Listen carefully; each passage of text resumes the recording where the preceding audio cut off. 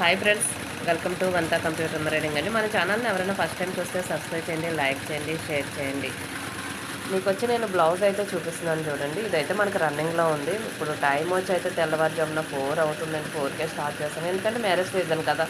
మనం ఎంత ఎర్లీగా స్టార్ట్ చేసుకుంటే మనకు అన్ని బ్లౌజెస్ అయితే అవుతూ ఉంటాయి. ఇంకా ఇంట్లోనే కాబట్టి మనం ఏ టైంలో అన్నా స్టార్ట్ చేసుకోవచ్చు. ఇది వచ్చి మీకు బ్యాక్ నెక్ చూడండి.